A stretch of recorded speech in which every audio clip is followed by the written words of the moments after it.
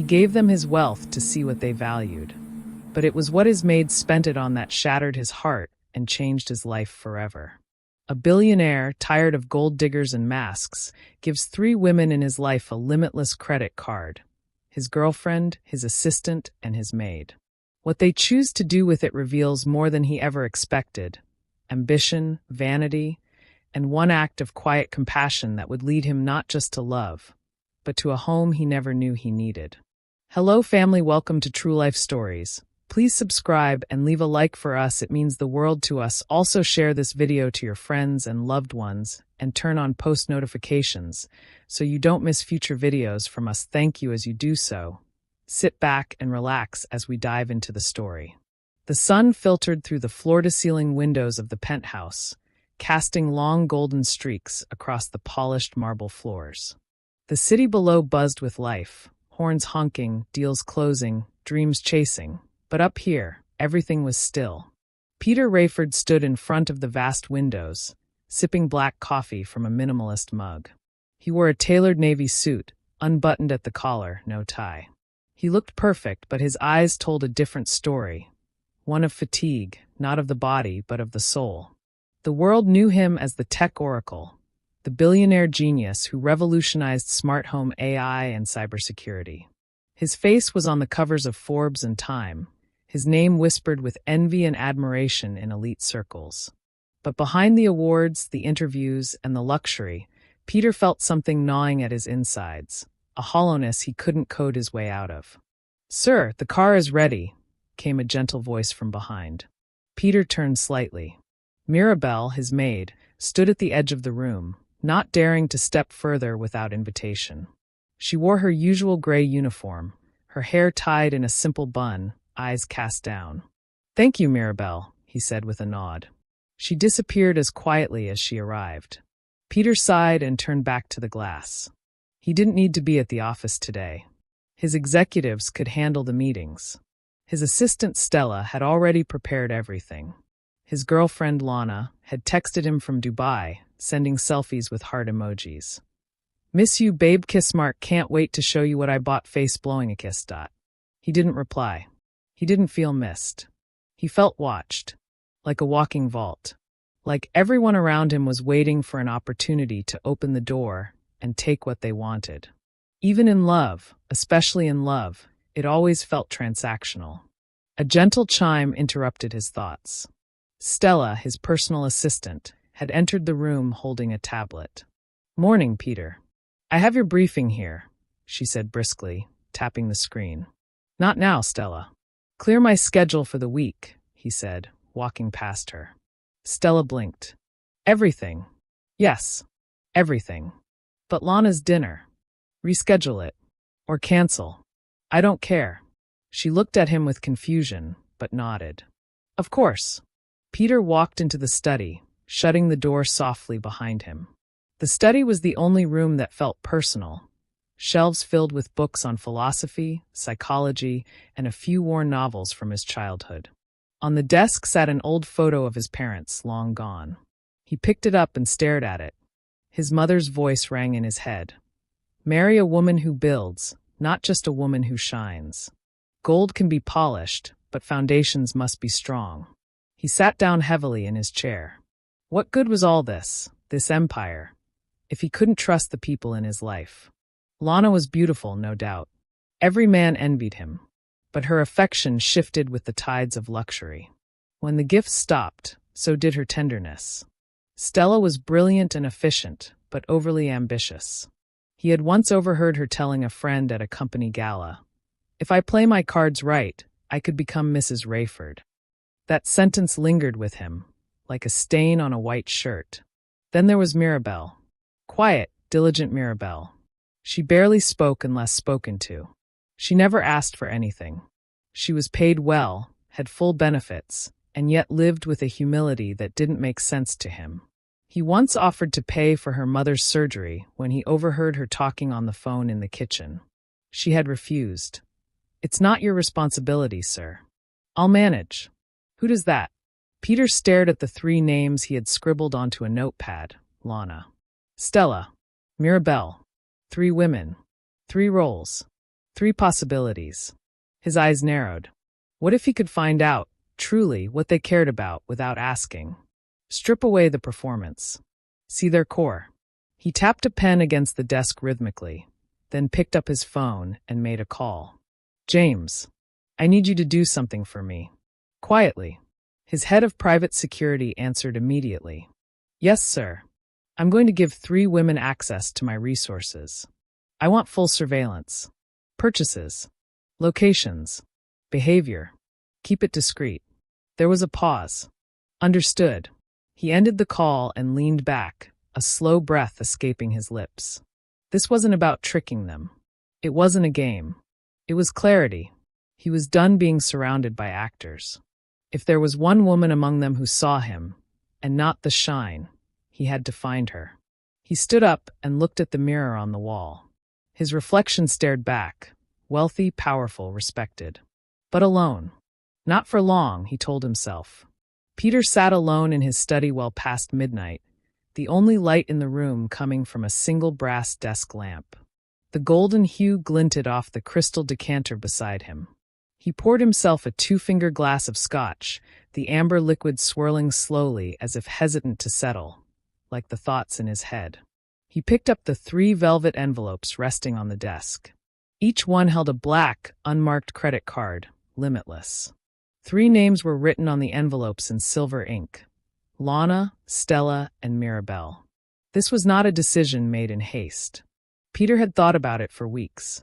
He didn't want to catch them in a lie. He wanted to see their truth. When handed freedom, what would each woman choose? He pressed the intercom button. James, everything ready? Yes, sir, his security chief replied. We've installed location tracking and synced all card activity. Updates will come hourly. No surveillance in private areas as requested.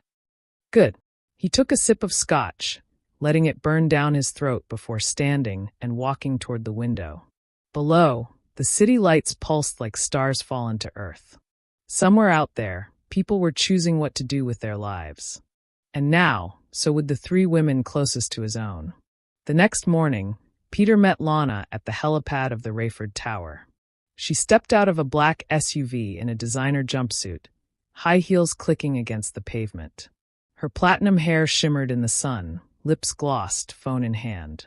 Babe, she said, wrapping her arms around his neck. Finally. You've been so distant. Peter smiled, though it didn't reach his eyes. You've been busy with your trip. She pouted. You didn't even comment on my new bag. He glanced at the handbag slung over her shoulder. White crocodile skin, gold clasps, easily 5 figures. It's nice, he said flatly, then reached into his coat and pulled out the envelope. I have something for you. Her eyes lit up immediately. What's this? A gift. No rules. 3 days. Spend how you like. She looked up at him, half in disbelief, half in glee. Are you serious? I am. She squealed, then kissed him on the cheek. You're the best, Peter. Really. This is exactly what I needed. I'll make you proud. I'm sure you will. She barely heard him as she spun toward her car, already dialing her best friend. Peter stood still, watching the SUV disappear into traffic.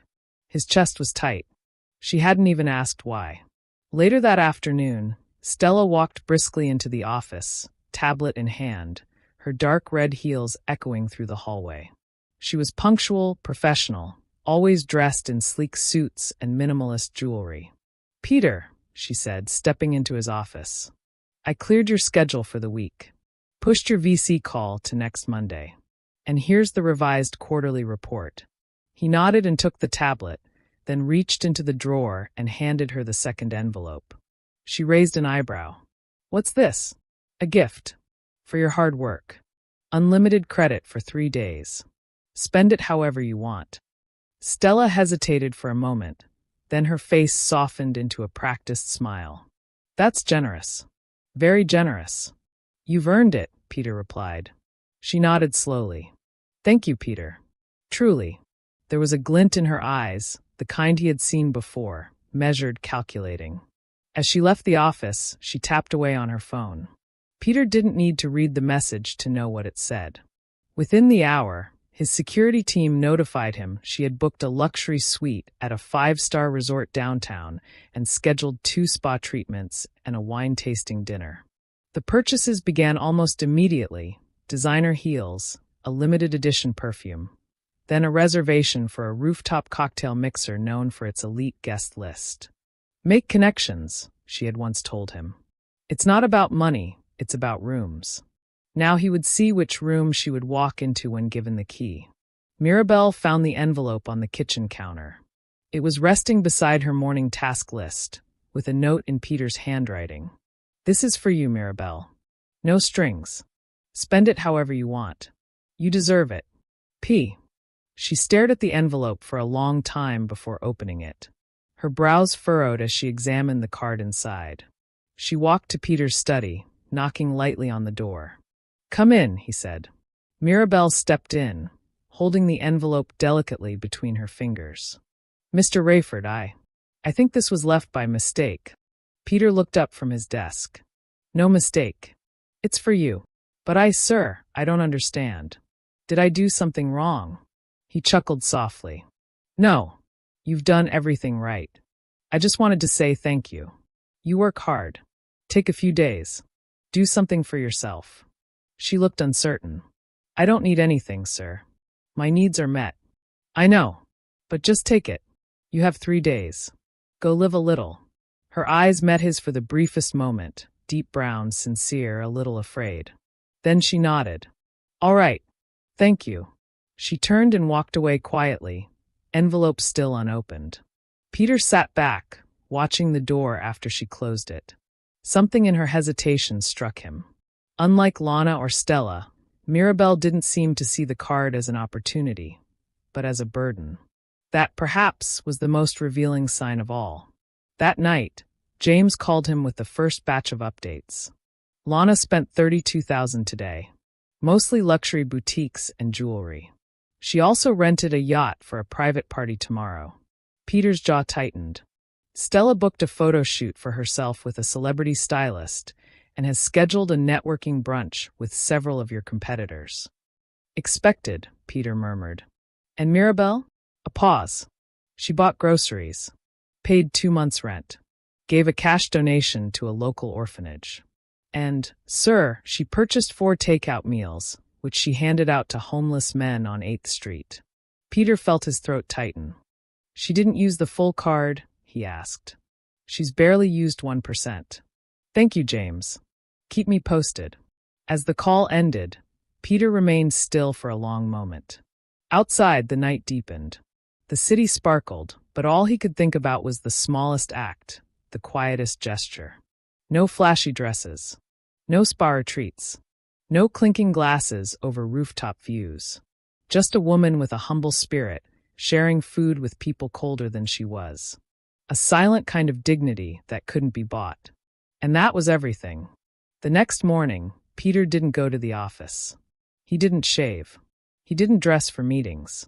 He didn't make calls. Instead, he sat at his breakfast table in a loose sweater, barefoot, sipping black coffee as he scrolled through the quiet reports James had sent at dawn. The updates were chilling in their simplicity: screenshots of receipts, surveillance stills, itemized transactions.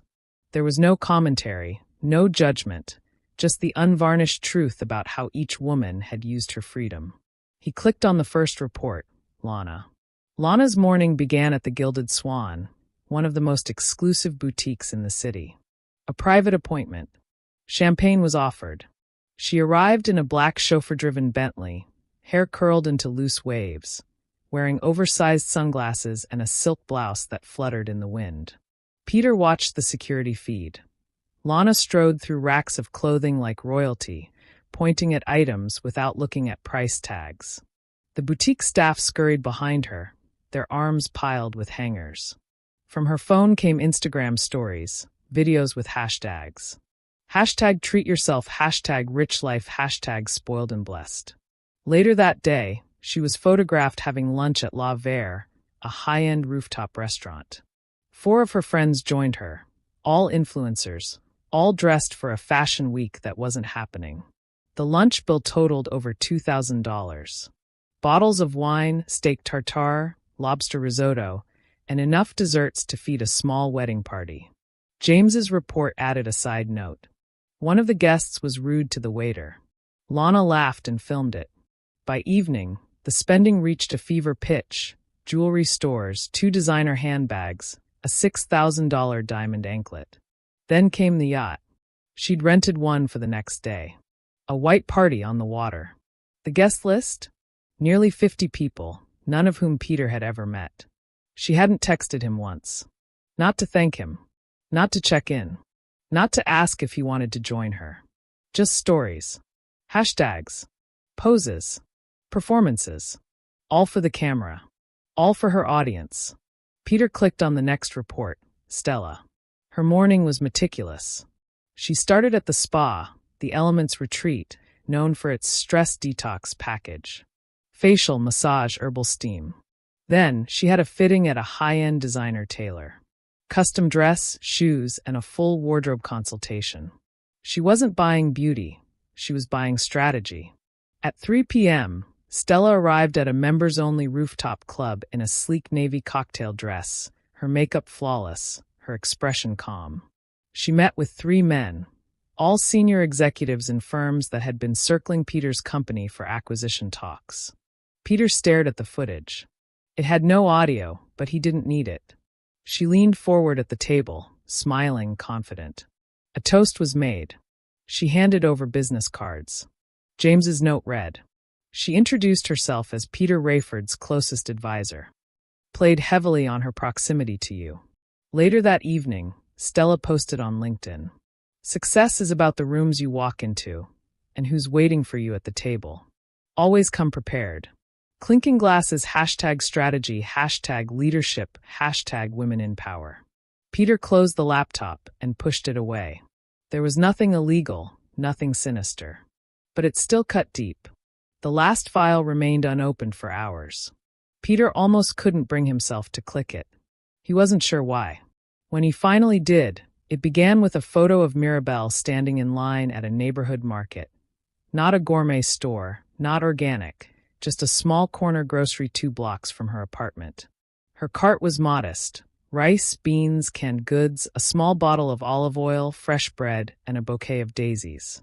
She also picked up a pack of diapers and 2 boxes of baby formula. The receipt totaled $87. Peter leaned in. The next photo was her walking to a 4-unit brick building.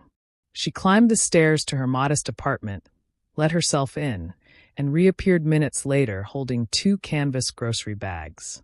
She walked 3 blocks to a nearby hospital, where she spoke quietly to the front desk nurse. After some back and forth, she handed over the card and paid off a bill. James's team later confirmed it was for a neighbor's chemotherapy treatments. No announcement. No selfie. Just a quiet donation. Later that day, she visited the old stone orphanage on 6th Street. Peter recognized the building. It had peeling paint and rusted gates. Mirabelle brought books, art supplies, and fruit. One of the final images showed her seated on the floor with 3 children around her. One of them had curled up and fallen asleep in her lap while she gently patted his back. Peter's throat tightened. She didn't know she was being watched. She wasn't playing a role. She wasn't performing. She was just being herself. And her day had cost less than a pair of Lana's earrings. That evening, Peter stood on the balcony of his penthouse, untouched scotch in hand, watching the stars. Or maybe just the city lights pretending to be stars. He thought of the contrast, the noise of Lana's yacht party echoing across the water, the flashbulbs, the ego. He thought of Stella, sharp, strategic, always in control, always climbing, even if it meant stepping on him to do it. And he thought of Mirabelle. Simple Mirabelle. Kind Mirabelle. Feeding others, healing debts that weren't hers, showing up quietly where the world had turned its back. He'd given them each the same chance. And each had revealed everything. It wasn't about money. It never had been. It was about character. The masks had fallen. Now came the hard part, facing what lay beneath them. The dining room was set for 6, but only 4 places had been filled. The crystal chandelier hung above the long walnut table, casting a soft golden light on the glistening silverware and pristine white plates rimmed in gold. The air smelled faintly of sandalwood and aged wine. Peter sat at the head of the table, wearing a charcoal gray suit without a tie, his shirt unbuttoned at the collar. He looked calm, but the storm inside him was loud. Across from him sat Lana, in a fitted red dress that shimmered as she moved. Her makeup was immaculate, hair sleek, eyes bored.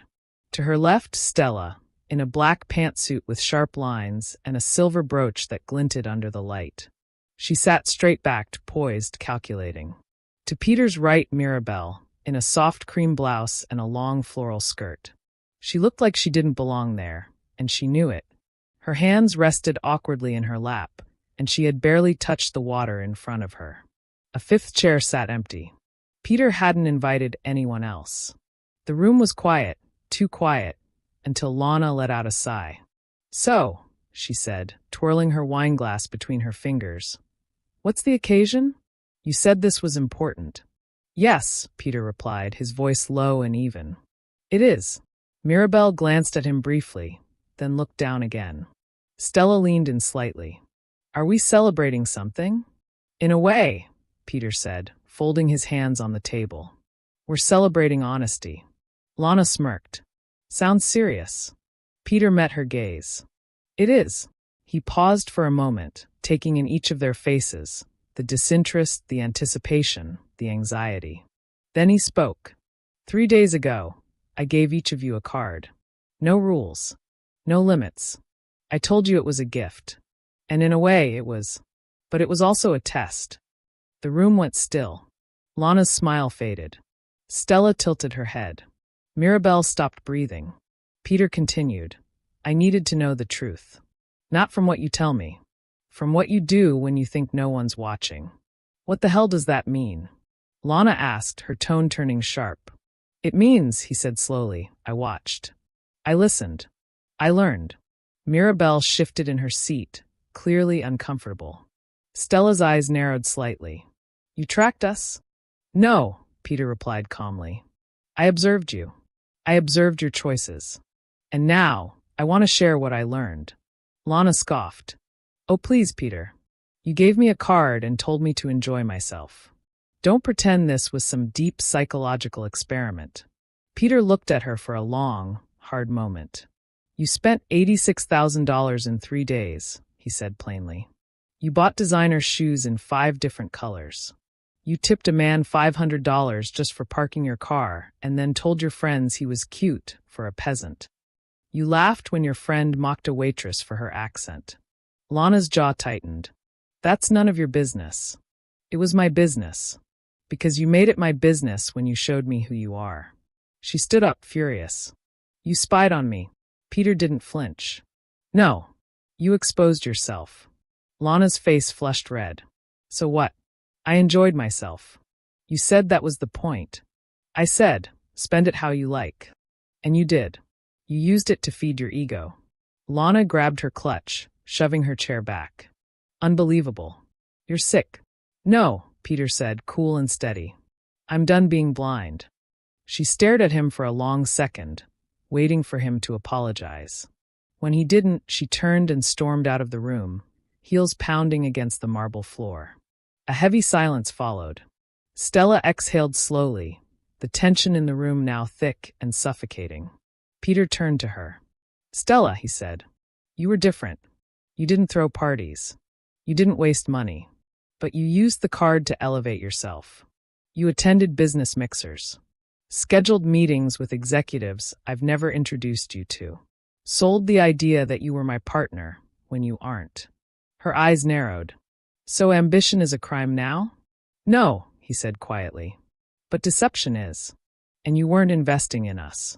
You were investing in your exit strategy." "I've given you 5 years of my life," she said, her voice growing tense. "I've worked around the clock. I've saved you from disasters. You know how many times I cleaned up after your ex-girlfriends? The press? You're bored." "I know," Peter said. "And I'm grateful. But loyalty doesn't give you license to manipulate." She rose slowly, adjusting her blazer. "I see what this is." "What is it?" You've decided she's the saint, Stella said, nodding toward Mirabelle. The maid with a golden heart. This is some twisted Cinderella fantasy, isn't it? Mirabelle froze, eyes wide. Stella, Peter began, but she cut him off. No, it's fine. I just wish you had the guts to tell me you were done, instead of staging a performance. Good luck with your experiment. She walked out more gracefully than Lana, but the door still closed like a gunshot. Peter turned slowly toward Mirabelle. She hadn't moved. I'm sorry you had to witness that, he said gently. Mirabelle's voice was barely a whisper. I didn't know what this was. I thought maybe I was being let go. Peter blinked. Why would you think that? Because, she hesitated. You've never invited me to this part of your world. And suddenly there was money. A dinner. I thought maybe it was a goodbye. He shook his head. It was a beginning. She looked up at him, eyes uncertain. I saw what you did with the card, he said. The food. The hospital. The kids. You didn't know I was watching. You didn't want recognition. You just gave. Mirabelle looked down, embarrassed. I didn't think it was my money. It felt wrong to use it for myself. And that's what makes you different, he said softly. You don't take. You give. Not to impress. Not to climb. Just because it's who you are. She swallowed, her voice barely audible. I'm just trying to be decent. Peter leaned forward. The world doesn't need more decent people, Mirabelle. It needs more you. For a long moment, neither of them spoke. Outside, the wind picked up, rustling the trees in the garden below. Mirabelle looked around the empty table, the untouched wine, the silent walls. I don't belong here, she said quietly. He reached across the table and took her hand. Yes, he said. You do. The mansion was silent again. After the confrontation in the dining room, Peter hadn't moved from his seat for what felt like hours. The flickering candle in the center of the table had burned down to a stub, its wax forming a glossy pool around the silver base. He sat there alone, staring into the stillness. In his mind, Lana's laughter still echoed. Stella's words still stabbed. But Mirabelle had said almost nothing. Yet her silence had been the loudest. He stood abruptly, the chair scraping against the floor, and walked out of the dining room with purposeful steps. Down the hallway, past the grand staircase, toward the servant quarters, an area of the house he rarely visited. Not because he saw it as beneath him, but because it had never occurred to him to cross that line. But lines, he was beginning to realize, had always been drawn in the wrong places. He reached the end of the hall. Her door was closed, but the light inside was on. He hesitated, then raised his hand and knocked twice. There was a pause. Then the soft sound of footsteps approaching. The door opened. Mirabelle stood there, her floral skirt now replaced by plain cotton pajama pants and a loose t-shirt. Her hair was down, slightly tousled, and her face was free of makeup. She looked younger. Tired. Real. Mr. Rayford? She said, her voice quiet but steady. He gave a small smile. Peter. Please. Just Peter. She nodded, stepping aside slightly. Do you need something? No, he said. I mean, yes. I need to talk. May I? Mirabelle looked uncertain but nodded again. Of course. He entered the small room, shutting the door softly behind him. It was modest, neat, cozy, and personal. A bookshelf filled with worn novels. A framed photo of an older woman. Her mother, perhaps. A vase of fresh daisies on the desk. The same ones he'd seen her buy. Peter took it all in quietly. You keep it beautiful in here, he said. Mirabelle gave a soft smile. It's the only space that's really mine. He nodded, then sat gently on the edge of the small love seat near the window. She remained standing. I owe you an apology, Peter began. Mirabelle's brow furrowed. Why? For dragging you into all of this. For putting you in the middle of a test. For watching you like you were some kind of subject in an experiment. You didn't hurt me, she said softly. But I used you, he replied. Not just you. All of you. I was trying to protect myself. But in doing so, I manipulated people. Even the good ones. She walked slowly to the desk and sat on the chair, facing him. I don't blame you, she said. You're surrounded by people who want what you have, not who you are. That must be exhausting. He chuckled bitterly. You have no idea. There was a silence between them. Not awkward, just unspoken. Then Mirabelle said, You asked me why I didn't use the card for myself. Peter looked up. I wanted to, she admitted. I thought about getting my first real dress. I've never owned anything designer. I imagined walking into a store and picking out something beautiful just because I could. He watched her quietly. But then I passed the grocery store and remembered my neighbor's daughter. She's been skipping meals to help her mom afford medicine. And I saw an old man on the street holding a sign that said, I just want to be warm tonight. I couldn't ignore them. Not when I had the chance to help. You didn't think twice? He asked. I did, she said honestly. But I thought, what if this card disappeared tomorrow? What would I want to remember? That I bought a dress, or that I made someone feel like they mattered. Peter felt something shift inside him, like a door quietly unlocking. No one's ever said that to me, he whispered. She tilted her head. What do you mean? He hesitated, then stood and walked to the window. I've built everything from the ground up, he said. Every cent, every company, every opportunity. But not a single person in my life has ever told me that I mattered. Just what I gave, what I owned, what I could do for them. He turned to face her. You did all that for strangers, with no expectation, no cameras, no attention, just because you could. She looked down. That's how my mother raised me.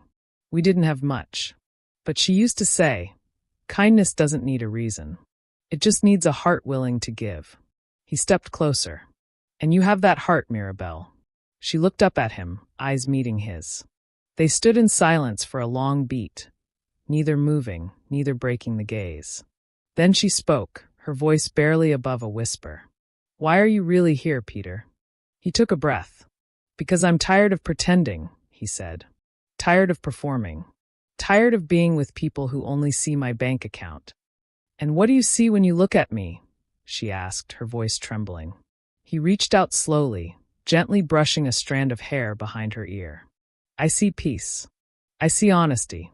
I see someone who doesn't want anything from me, except maybe to be seen back. Mirabelle's eyes welled, but she didn't look away. I'm afraid, she admitted. I'm just me. I don't know your world. I don't know how to be, what you're used to. Good, Peter said, because what I'm used to has never made me feel anything real. She didn't respond. She didn't have to.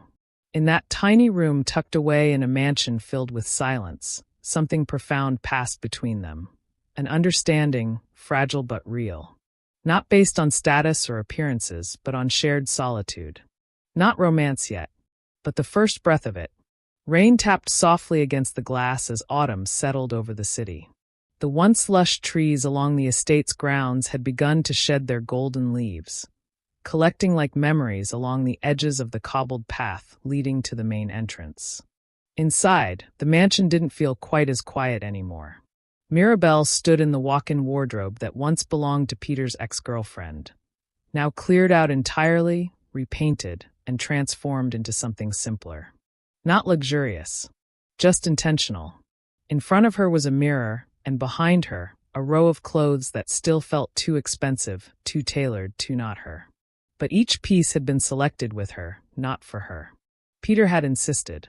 Not to impress anyone, he had said, but to reflect the woman you're becoming.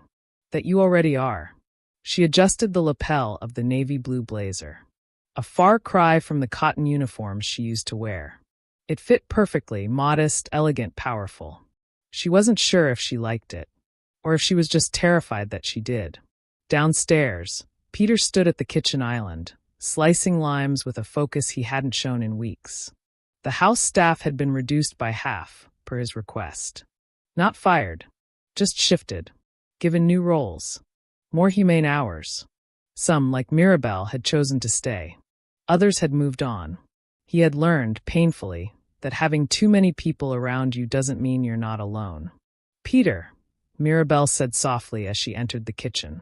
Her voice still held that quiet note of uncertainty, like someone afraid to wake a sleeping giant. He looked up and for a moment didn't say anything. His eyes trailed slowly from her shoulders to her shoes, but there was no hunger in his gaze, just admiration. "You look capable," he said, smiling. She raised an eyebrow. "That's a compliment?" He laughed. "Coming from me, that's high praise." Mirabelle smiled, still not used to being smiled at in this house. "Are you sure about this?" she asked, fiddling with the sleeve. "Bringing me to the investor luncheon? I'll stand out." "Good," he replied, placing the knife down. "Let them see what real looks like." The investor luncheon was held at a private art gallery downtown. Marble floors, abstract paintings, cold shrimp cocktails, and $200 wine glasses. Peter entered with Mirabelle by his side, no security detail, no red carpet treatment. Just two people walking shoulder to shoulder. As expected, the room reacted. Subtly, the way rich rooms do. A glance here, a whispered question there. A few forced smiles, a few polite nods. Stella was there too, speaking with a small group of VC managers. She locked eyes with Peter briefly. Her gaze flicked to Mirabelle. Then away. "Keep your head high," Peter murmured to Mirabelle. "You don't owe anyone here anything." Mirabelle nodded and followed his lead. She didn't speak much, only when asked. She didn't pretend to understand stock valuations or private equity structures, but when she did speak, about the literacy programs she'd been helping to fund, about the after-school meals she wanted to expand, people listened. It wasn't what she said. It was how she said it, with conviction, without agenda. That evening, in the car on the way home, Peter turned to her. "You were perfect." Mirabelle exhaled. "I was terrified. You didn't show it. I didn't belong there." He reached over and gently took her hand. "You belonged more than anyone." Over the next few weeks, their rhythm found itself. Every morning, Mirabelle met with an advisor Peter had hired, not to change her, but to equip her. Business literacy, accounting basics, leadership mentorship. She resisted at first, but he insisted. "You're already a leader," he said. "I'm just giving you better tools." She began spending her afternoons at a shelter she used to volunteer in, now anonymously funded by Peter's foundation. Only now, Mirabelle had decision-making power. She wasn't folding laundry anymore. She was managing budgets, hiring staff, organizing services. At night, they shared quiet dinners. No staff. No catering. Often just takeout or simple meals. Mirabelle prepared herself because she enjoyed it, not because it was her duty. Sometimes they sat in silence. Sometimes they debated ideas. Sometimes they laughed until Mirabelle had to clutch her stomach and Peter had tears in his eyes. The mansion changed. Not physically, but atmospherically.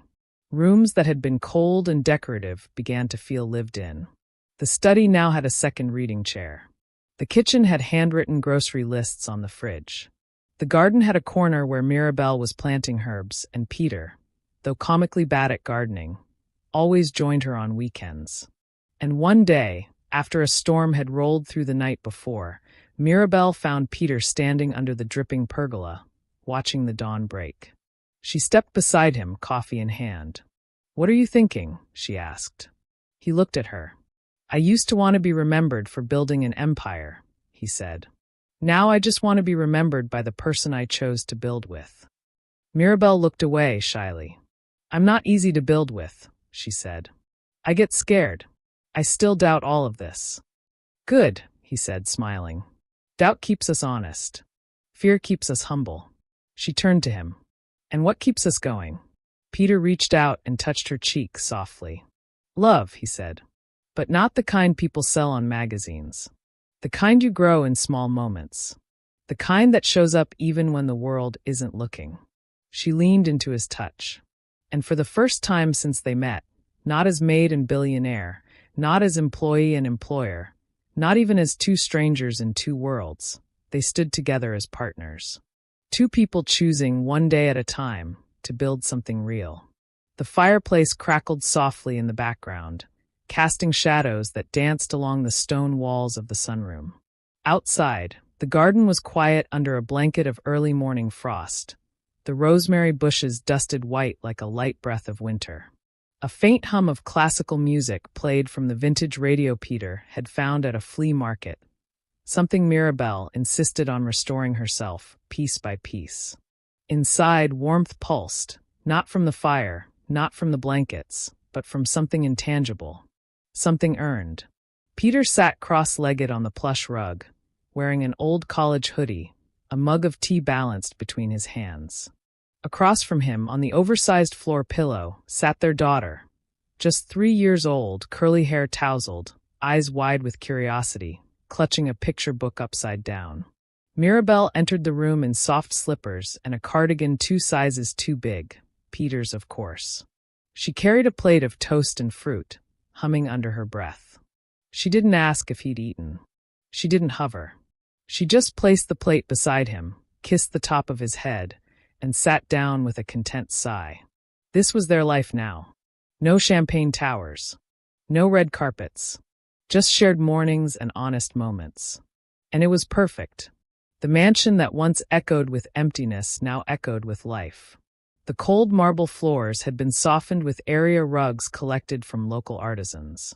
The dining room, once a stage for performances and posturing, now held mismatched chairs and a long, handmade wooden table where neighbors, former employees, and children from the foundation often joined for dinner. One of the wings had been converted into a learning center. Art supplies, donated books, language lessons. Another wing had been renovated into temporary housing for women escaping domestic violence. Anonymous, safe, sacred. Mirabelle had insisted on it. "I don't want a palace," she had told Peter once. "I want a home that shelters more than just us." He had nodded, no hesitation, because by now he understood. Her heart didn't beat for attention, it beat for impact. Mirabelle never asked Peter to announce her role. She wasn't interested in press releases or charity galas. But her influence became undeniable. She co-founded the Rayford Human Dignity Initiative, a nonprofit dedicated to housing, healthcare, and education for underprivileged communities. She designed every program. She visited every site. She remembered every name. And still, every Thursday without fail, she went to the orphanage on 6th Street. Now painted fresh white, with a playground built by Peter's team and funded by donations, not wealth. Peter would sometimes accompany her there, quietly watching as she sat cross-legged among the children, telling stories, teaching words, tying shoelaces. They didn't know she used to mop floors. They didn't care.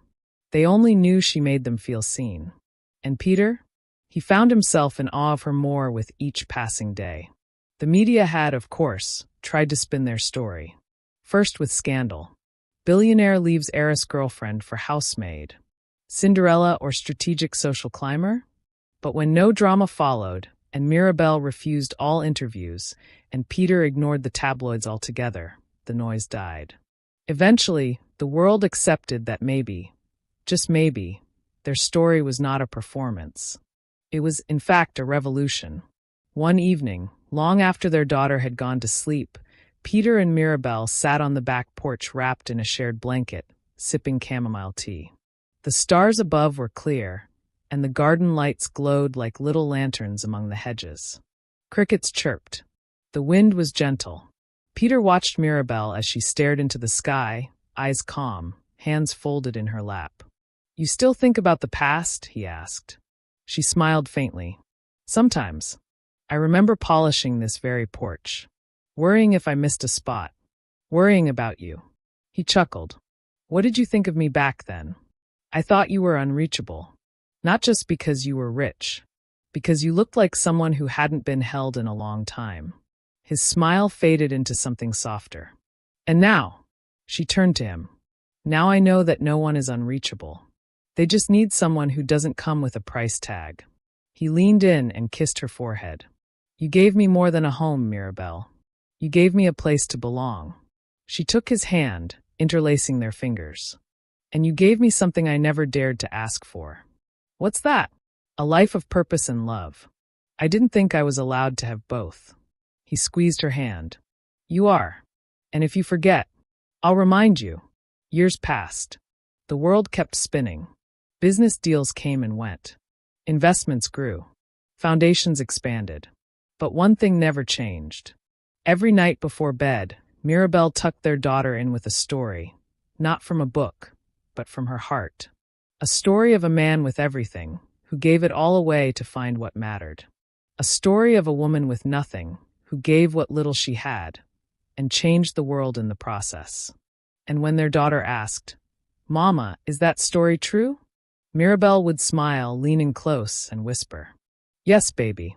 It's the truest story I've ever lived." And just outside the door, Peter would listen, with tears in his eyes, knowing that for the first time in his life, his empire wasn't measured in dollars or deals, but in the laughter echoing down the hallway, in the soil under Mirabelle's fingernails, in the stories being passed on. This was no longer a house made of stone.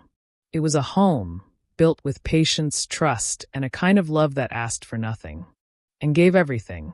We have come to the end of the story. I hope you enjoyed it. Leave a like and subscribe to my YouTube channel for more interesting stories.